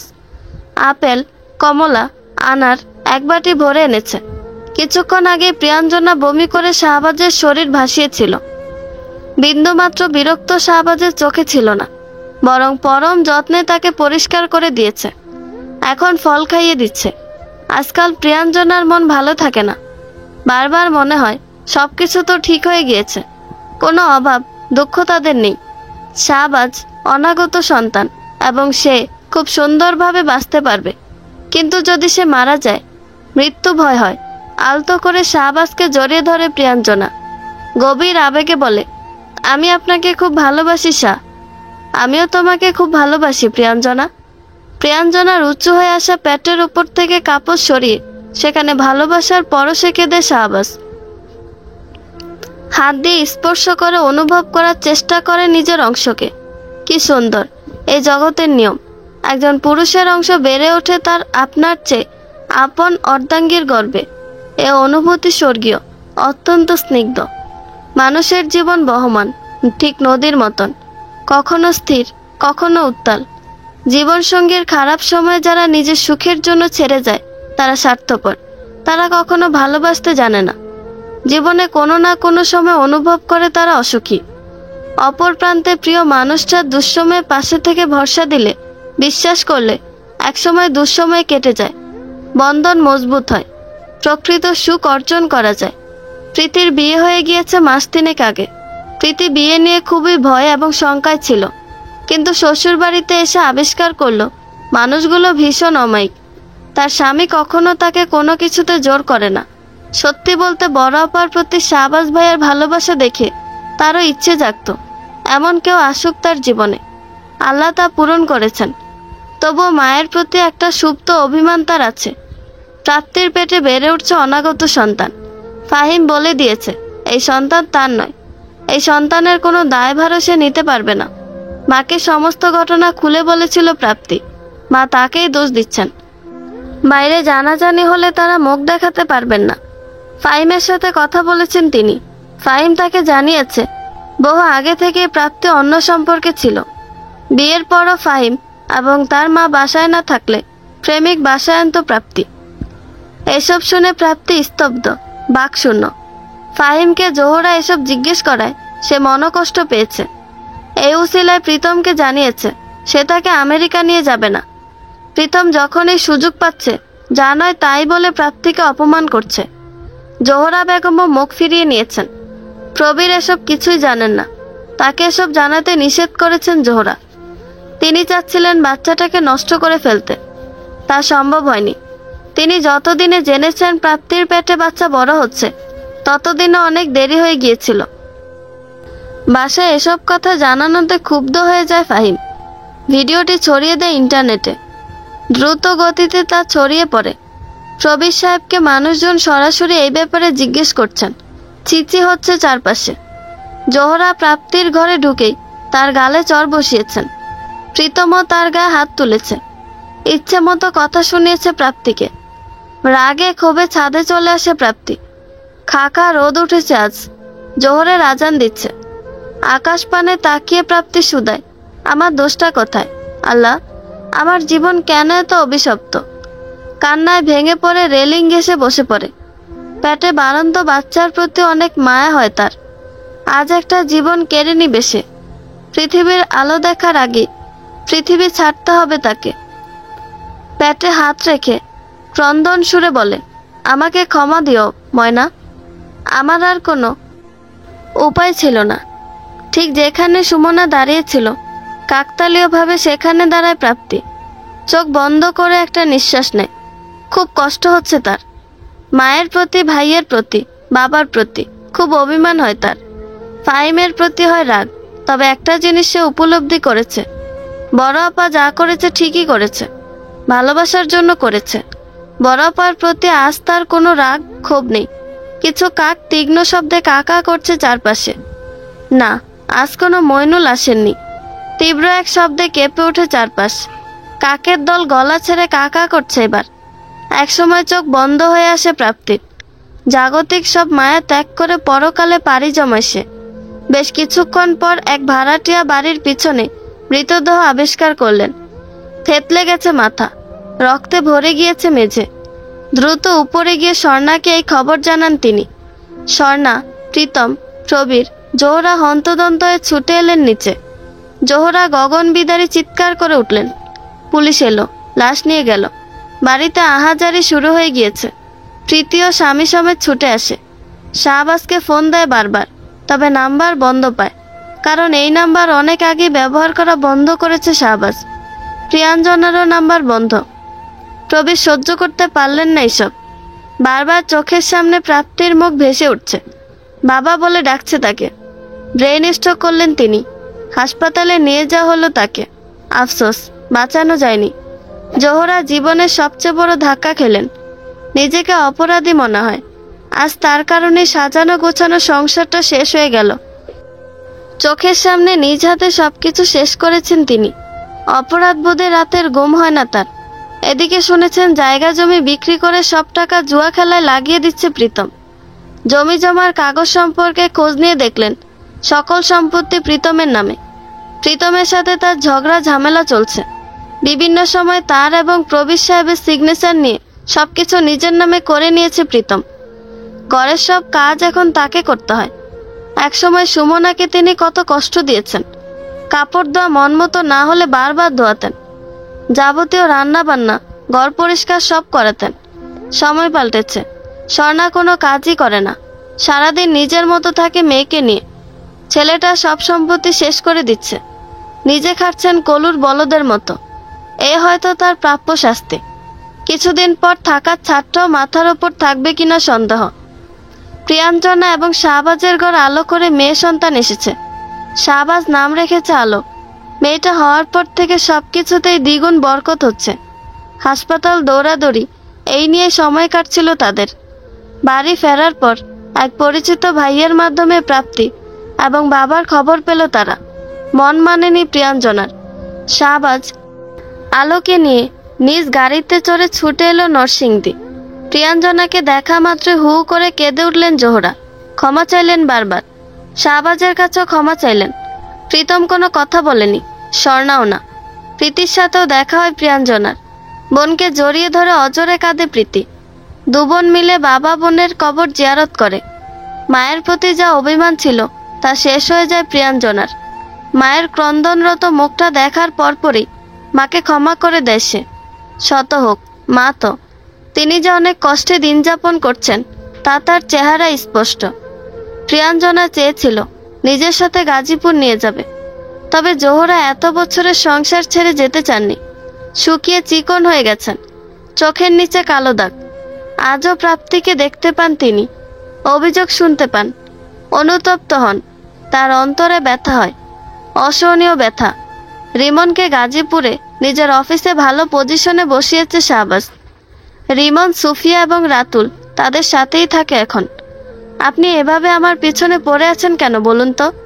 সুমনা ভীষণ রাগ নিয়ে কথাটা জিজ্ঞেস করলো ক্যামেরা হাতে আগন্তুককে। সোহরাব হোসেন, বর্তমানে নামকরা একজন ফটোগ্রাফার। বিভিন্ন মডেলদের ছবি তোলেন তিনি। তাছাড়া প্রকৃতিকে খুব ভালোবাসেন, ঘুরে বেড়ান বিভিন্ন স্থানে, ক্যামেরায় বন্দি করে নেন প্রকৃতির নৈসর্গিক রূপ। একদিন দীর্ঘ যানজটে গাড়ি আটকে অতিষ্ঠ হয়ে বসেছিলেন। তখনই দেখলেন সবজি বিক্রেতার সাথে বাগবিতণ্ডায় জড়িয়েছে এক শ্যামবর্ণের তরুণী। কি মায়া তার মুখে! ড্রাইভারকে বলে তিনি নেমে পিছু নিলেন তরুণীর। আজিমপুর বস্তিতে মেয়েটির বাসা খুঁজে পেলেন। সেই থেকে সুমনাকে তিনি বারবার বুঝিয়ে যাচ্ছেন মডেলিংয়ে অংশ নিতে, পোর্টফোলিও তৈরি করতে। কৃষ্ণকলি শিরোনামে জনপ্রিয় ম্যাগাজিন স্মার্ট লেডিতে কভার পেজের জন্য নতুন মুখ দরকার। সুমনা এর জন্য একদম মানানসই। সুমনার এসবে কোনো কালেই আগ্রহ ছিল না। এখন হুট করে এমন প্রস্তাব পেয়েও তার মধ্যে কোনো আগ্রহ দেখা গেল না। সে তার জীবনে বেশ সুখী আছে। প্রীতমের সাথে ডিভোর্স হয়ে গিয়েছে তার। টিউশনি করাচ্ছে, দোকানে চাকরি করছে, ঘুরে বেড়াচ্ছে। ঝুম বৃষ্টিতে বস্তির বাচ্চাদের সাথে ভিজছে। সেই ভিজা শরীরে আবার বারান্দায় বসে চা পান করছে। এতটা আনন্দ, এতটা স্বাধীনতা কখনোই আগে পায়নি সে। একসময় বাঁচতে ইচ্ছে করতো না, আজকাল বাঁচতে ইচ্ছে করে। নিজেকে ভালোবাসতে শিখে গেছে সুমনা। এখন সে নিজের মতন বাঁচে। কাচুমাচু মুখ করে সোহরাব বললেন, একবার একটা ফটোশুট করে দেখুন, আপনারও ভালো লাগবে। সুমনার বেশ হাসি পাচ্ছে এবার। মানুষটা অনেক দিন যাবতে ঘুরছে তার পেছনে। মুখে গাম্ভীর্য বজায় রেখে সুমনা বলে, ঠিক আছে, কবে কোথায় যেতে হবে? সৌরভ খুবই সুন্দর একটি হাসি দেয়, তারপর ঠিকানা বলে। আগামীকালই যেতে হবে। গাড়ি আসবে সুমনাকে নিতে। পরদিন বিকেলে গাড়ি সমেত সৌরভও আসে। সুমনা অবশ্য একা যায়নি, সাথে নিয়ে নিয়েছে জাবেদাকে। গুলশানে সৌরভের স্টুডিও। প্রথমে লাল পেরে সাদা জামদানি শাড়িতে কিছু ছবি তোলা হয়। শ্যামবর্ণ সুমনাকে লাল সাদা শাড়িতে চোখ দাদানো লাগছিল। ছবি তোলার সময় চোখ ফিরাতে ভুলে যায় সৌরভ। বিড়বিড় করে, কি আশ্চর্য তার রূপ! আমি কি তবে প্রেমে পড়লাম? অদ্ভুত। স্মার্ট লেডি ম্যাগাজিনে কৃষ্ণকলি হিসেবে ছবি তুলে সুমনা এক প্রকার ভাইরালি হয়ে যায় বলা চলে। সকলেই তার প্রশংসা করছে।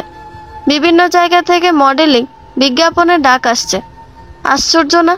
কোত্থেকে জীবন সুমনাকে কোথায় নিয়ে আসলো? আস্তে আস্তে সৌরভের সাথে ভালো একটা সম্পর্কে জড়াচ্ছে সুমনা।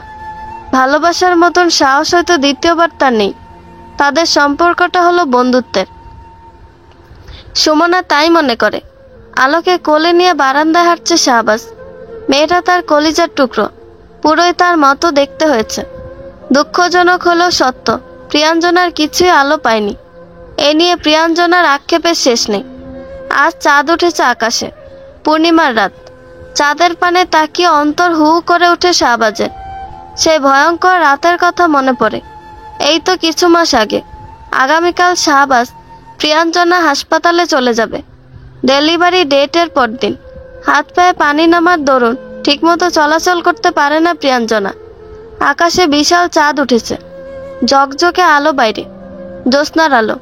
প্রিয়াঞ্জনা বায়না করে বলে, আমাকে বারান্দায় নিয়ে চলুন না শাহ, চা খাবো দুজনে, তারপর আপনি আমাকে গান শোনাবেন।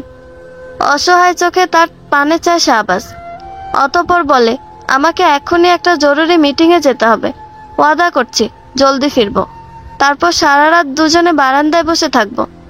মুখ ফুলায় প্রিয়াঞ্জনা, আপনি আমাকে সময় দেন না, আপনি আমাকে ভালোবাসেন না। প্রিয়াঞ্জনাকে বুকে জড়িয়ে শাহবাজ শুধায়, কার জন্য এত কষ্ট করি? জানি না। অভিমান হয় প্রিয়াঞ্জনার। তাহলে যাব না, চলো বারান্দায়। হয়েছে, ঢং করতে হবে না, যান, আমরা অপেক্ষা করব। মুস্কি হেসে প্রিয়াঞ্জনার পেটে চুমু খায় শাহবাজ, তারপর বেরিয়ে পড়ে। মিটিংটা সত্যি অনেক জরুরি। ওদের ঘরটা হলো দোতলার পূর্ব দিকে। ঘরের সাথে বিশাল বারান্দা। বারান্দায় দাঁড়ালে দূরে কৃষ্ণচূড়ার গাছের সারি দেখা যায়। পাশে বিরাট এক পুকুর। উপরতলা আর কেউ থাকে না। নিচতলায় জামান সাহেব এবং রিমন সুফিয়ারা থাকেন এক পাশে, অপর পাশে গৃহকর্মীগণ। প্রিয়াঞ্জনা ঘুমিয়ে গিয়েছিল। হঠাৎ করে প্রস্রাবের ব্যাগ আসায় বিছানা থেকে উঠে ওয়াশরুমে যায় সে, কিন্তু বের হওয়ার কালে বিপত্তি বাধে। প্রিয়াঞ্জনা অনুভব করে তার পানি ভাঙছে।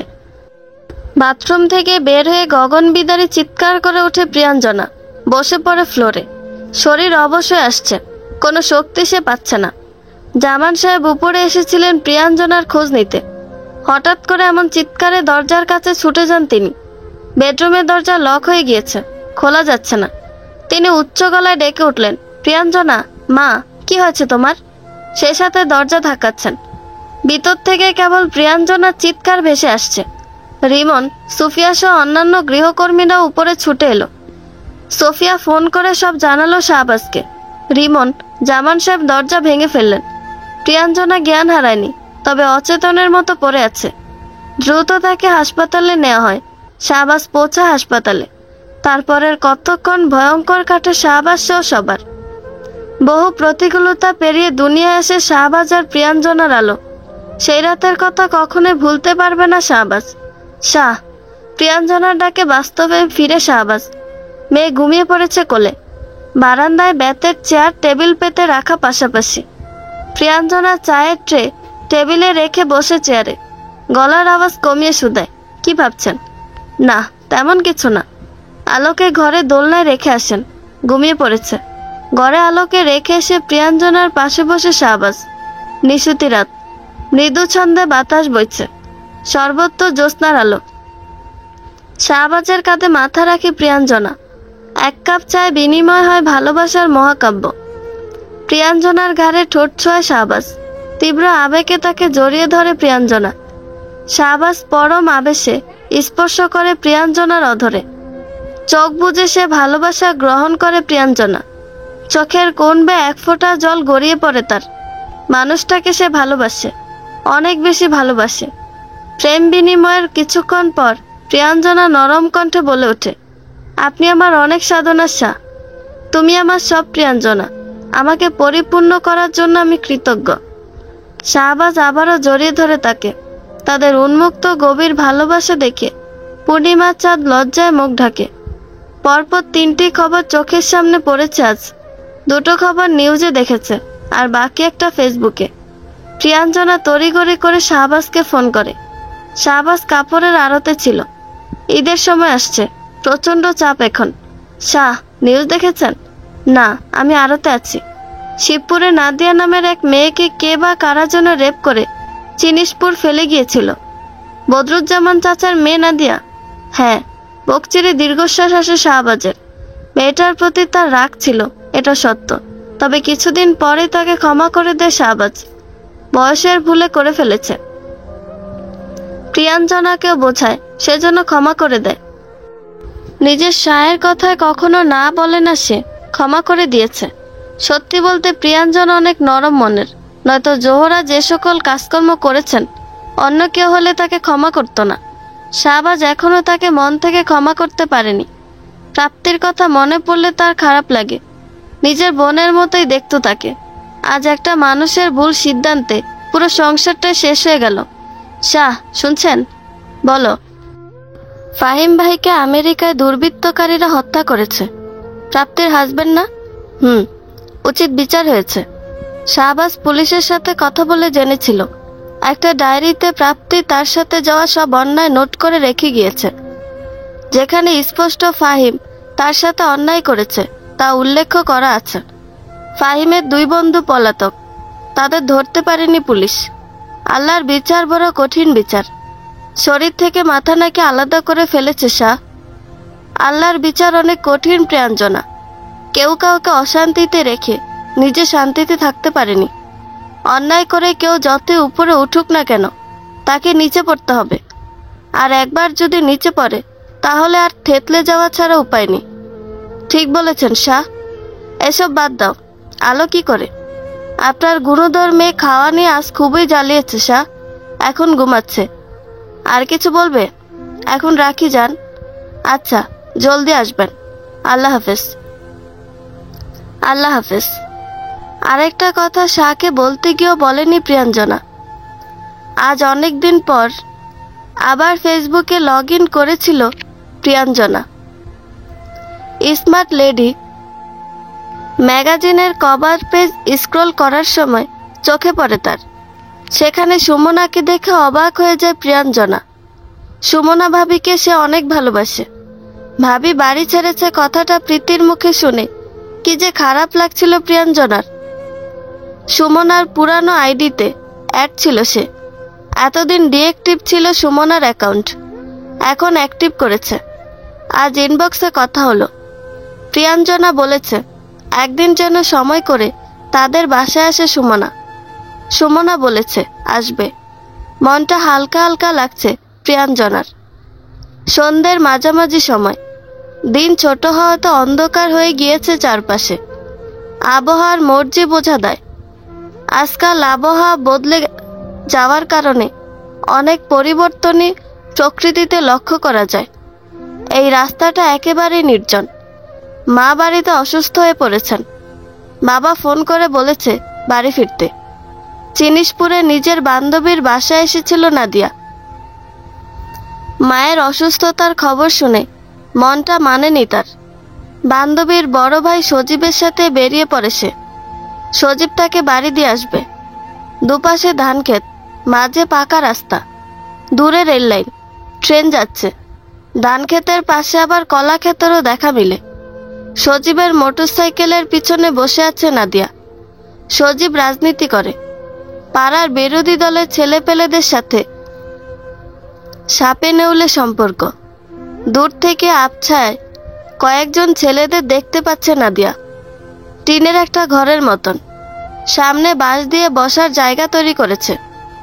উচ্চ শব্দে গান বাজাচ্ছে। মোটরসাইকেল দেখেই তারা বোধহয় বুঝে গিয়েছিল। সজীবের গাড়ি আটকালো তারা। সজীবের সাথে বাকবিতণ্ডা শুরু হলো তাদের। ভয়ে শঙ্কায় চুপ করে মোটরসাইকেলে বসেছিল নাদিয়া। এক পর্যায়ে মারামারি শুরু হলো। সজীবকে মেরে তারা রক্তাক্ত করে দিয়েছে। অবস্থা বেগতিক দেখে মোটরসাইকেল থেকে নেমে দৌড় দিতে চাইল নাদিয়া। তার সম্ভব হয়নি। তাকে টেনে হিঁচড়ে কলা খেতে নিয়ে গেল হায়নার দল। খামড়ে ছিঁড়ে ফেলল শরীরের বস্ত্র। কত শত চিৎকার করেছে নাদিয়া, তারা থামেনি। একসময় নাদিয়া শান্ত হয়ে পড়ে। তীব্র যন্ত্রণায় নিস্তেজ হয়ে যায় তার শরীর। কালো কুসকুসে আকাশটার পানে তাকিয়ে নাদিয়া অনুভব করে সে ভুল করেছে। শাহবাজের সাথে সে ভুল করেছে। সেই ভুলের মাসুল হয়তো আজ তাকে দিতে হচ্ছে। গলায় ছুরি চালিয়ে হত্যার চেষ্টা করা হয়। ভাগ্যক্রমে বেঁচে আছে নাদিয়া।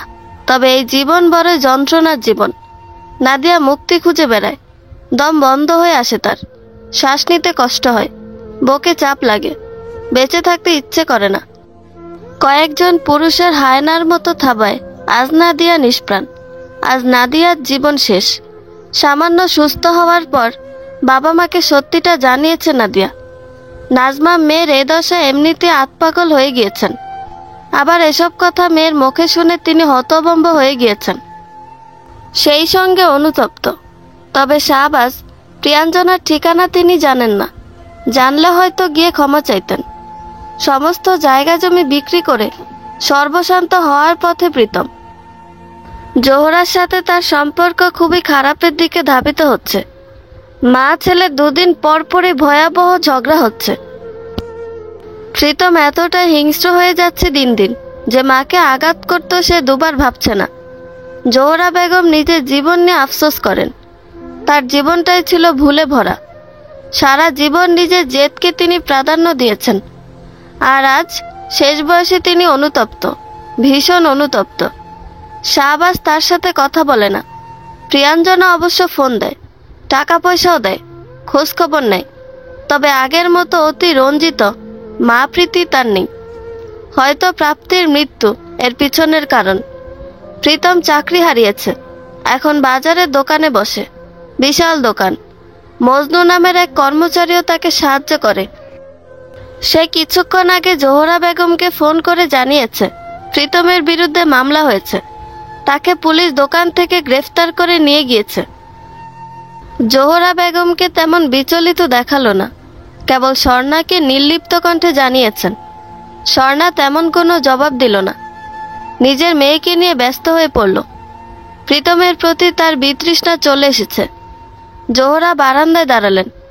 তিনি সিদ্ধান্ত নিয়েছেন প্রীতমকে কোনো প্রকার সাহায্য করবেন না। দূরে শ্যাওলা ঘন এক পুকুর দেখা যায়। হঠাৎ করে একটা দমকা হাওয়ায় কেঁপে উঠলেন জোহরা। খেয়াল করলেন পুকুর থেকে প্রাপ্তি উঠে শূন্যে ভাসছে। তার দিকে এগিয়ে আসছে, মুখে ডাকছে, মা মা মা। মুখে হাসি, চোখ মেললেন জোহরা। মাগরিবের আজান দিচ্ছে।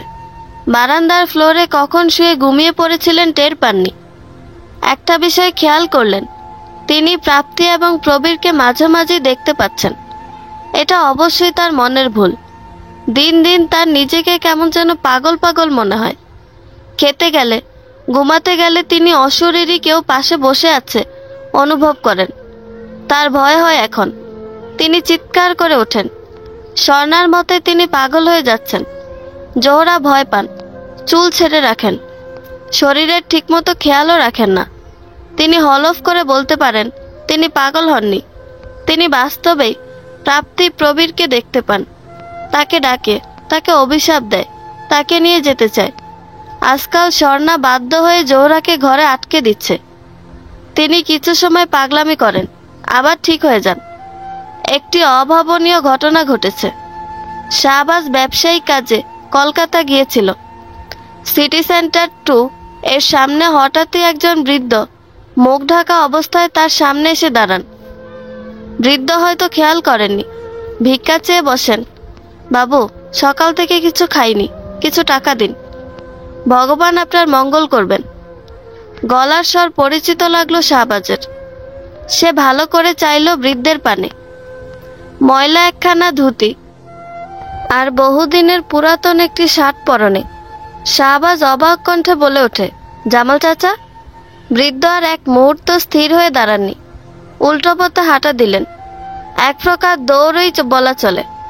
শাহবাজ পিছু নিল, একসময় ধরে ফেলল। বৃদ্ধ ক্ষান্ত হলেন, হাঁপানি উঠে গেছে তার।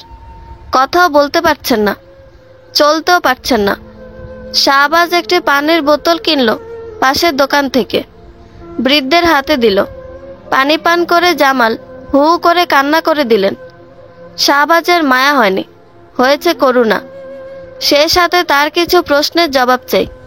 সে বলল, আসেন চায়ের দোকানটায় বসি। কাঁদবেন না, আমি আপনাকে কিছু করব না। চায়ের দোকানে বসলো তারা। বৃদ্ধকে চা রুটি দেওয়া হলো। তিনি অভুক্তের মতো খেলেন। শাহবাজ বিস্ময় নিয়ে চেয়ে রইল। কোটি কোটি টাকা বিশ্বাসঘাতকতা করে নিয়ে এসো আজ এমন ভিক্ষুকের জীবন কাটাচ্ছে। হিসেব মিলছে না তার। জামালের খাওয়া শেষ। সোজা প্রশ্ন করে শাহবাজ, কেন এমন করলেন? আমি তো আপনাদের বিশ্বাস করেছিলাম। জামাল নরম কণ্ঠে বললেন, ক্ষমা করে দিও শাহ, আমরা পাপ করেছি। সেই পাপের প্রায়শ্চিত্ত এখন করছি। আমার ছেলে হয়ে ফারুক এমন কাজ করবে আমি ভাবতেও পারিনি। সে আমাদের কলকাতায় ফেলে সব টাকা নিয়ে পালিয়ে গেছে। ভিসা জটিলতায় দেশও ফেরত যেতে পারছি না। ফারুকের কাছে ছিল সব কাগজপত্র। এখন দেশে ফিরতে অনেক টাকা লাগবে, যা আমাদের নেই। মানবেতর জীবনযাপন করছি। কাউকে কষ্ট দিয়ে কেউ ভালো থাকতে পারে না, তাচ্ছিল্যের সাথে বলল শাহবাজ। জামাল আবার কেঁদে দিলেন। শাহবাজ কোনো সান্ত্বনা দিল না, মুখে বলল, আপনি তো শিক্ষিত মানুষ, ভিক্ষা না করে অন্য কাজও তো করতে পারেন। জামাল জবাব দিলেন না। শাহবাজের ডান হাত আঁকড়ে ধরে অনুরোধের সুরে বললেন, তুমি আমাদের সাহায্য করতে পারো শাহ, আমাদের দেশে ফেরার একটা ব্যবস্থা করে দাও। হাত ছাড়িয়ে নিল শাহবাজ। এত বিপদের মুখে তারা শাহবাজকে ফেলে দিয়ে এসেছে। কতটা মানবেতর জীবন সে পার করেছে তারা জানে। বিশ্বাসঘাতকদের পুনরায় বিশ্বাস করতে নেই। শাহবাজ বলে, আমি পারবো না চাচা, ভালো থাকবেন। বলেই শাহবাজ চলে আসে। সেদিন রাতে ফ্লাইট ছিল। তারপর সোজা বাংলাদেশ। কি অদ্ভুত মানুষের জীবন, কি নিষ্ঠুর সৃষ্টিকর্তার বিচার। শরীফ জামান সাহেব, শাহবাজ, আলো, প্রিয়াঞ্জনা, রিমন, সুফিয়া, তাদের ছেলে সবাই মিলে ছুটি কাটাতে কক্সবাজার এসেছে। এমনিতে শাহবাজ আর রিমন এত ব্যস্ত থাকে, শ্বাস ফেলবার সময়ও তাদের নেই। তাই এই ঘুরতে আসা। জীবনে এমন দু একটা ট্রিপ অনেক দরকার। হোটেল অভিসারে উঠেছে তারা। কি যে সুন্দর চারপাশ। আলোকে প্রিয়াঞ্জনা একটা গোলাপি ফ্রক পরিয়েছে, চোখে মোটা করে কাজল দিয়ে দিয়েছে। ইস, কি যে মিষ্টি দেখতে।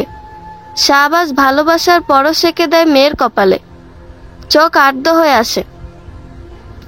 বারান্দায় মেয়েকে নিয়ে দাঁড়িয়ে আছে সে। দূরে উত্তাল সমুদ্র। সূর্য ডোবার মুহূর্তে অভাবনীয় লাগছে দেখতে। লালচে আকাশ, সূর্যটা সমুদ্র ছুঁইছে। পানিতে সোনালি আলোর ঝলকানি। শব্দ ভেসে আসছে কানে, স্রোতের শব্দ। শাহবাজ মেয়েকে আঙুল উঁচিয়ে দেখায়, মা, ওই দেখো সমুদ্র, যাবা তুমি মা? আলো কি বুঝলো কে জানে। বাবার আঙুল যেদিকে সেদিকে হা করে তাকিয়ে রইল। প্রিয়াঞ্জনা পাশে এসে দাঁড়ায়। কালো থ্রিপিস পরনে তার, চুল ছেড়ে রেখেছে। একটু স্বাস্থ্য হয় কি যে মায়াবী লাগে তাকে। মুখে মাতৃত্বের ছাপ। মেয়েকে কোলে নিয়ে প্রিয়াঞ্জনার গালে চুমু দেয় শাহবাজ। প্রিয়াঞ্জনা চোখ রাঙায়, ঠোঁটে হাসি চেপে রেখে বলে, মেয়ের সামনে কি করছেন শাহ? মেয়ের মাকে আদর করছি। শাহ, আপনি না? কি আমি? প্রিয়াঞ্জনা একপাশে শাহকে জড়িয়ে ধরে বলে, জানি না। এখন মেয়ের সামনে আদর কে করছে? শাহ।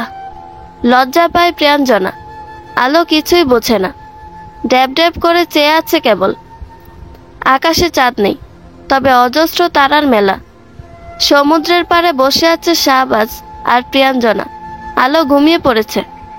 তখন জামান সাহেব বললেন, তিনি আলোর খেয়াল রাখবেন। ওরা যেন ঘুরে আসে, তাই নিশ্চিন্তে বেরিয়েছে দুজন। শরীফ জামান সাহেব যে আলোকে অনেক বেশি ভালোবাসেন তা তাদের জানা। শাহবাজের কাঁধে প্রিয়াঞ্জনার মাথা রাখা। সমুদ্রের পাড়ে উত্তাল বাতাস বইছে। ঢেউয়ের শব্দ কানে আসছে। এক কাপ চা শাহবাজের হাতে। এক কাপ চাই তাদের ভালোবাসার মহাকাব্য আদান প্রদান হয়। শাহ শান্ত কণ্ঠে বলে, আমি তীর খুঁজে পেয়েছি প্রিয়াঞ্জনা। আমার প্রতিটি ডুবন্ত মুহূর্তে তুমি পাশে ছিলে। এই ঋণ আমি কখনো শোধ করতে পারবো না। আপনি আমার অর্ধাঙ্গ শাহ, আমার সব, আমার দুনিয়া। আমি আপনাকে ভালোবাসি। আপনি আমার অস্তিত্বে মিশে গিয়েছেন। আমি ঋণী আপনার প্রতি। তাহলে দুজনের টাকাটা কাটি। হেসে ওঠে শাহ। প্রিয়াঞ্জনা এক দৃষ্টিতে চেয়ে থাকে। মনটা প্রশান্তিতে ভরে যায় তার। সমুদ্রের উত্তাল ঢেউয়ের সাথে মিশে একাকার হয়ে যায় একটি সুর, চিরচেনা সুর।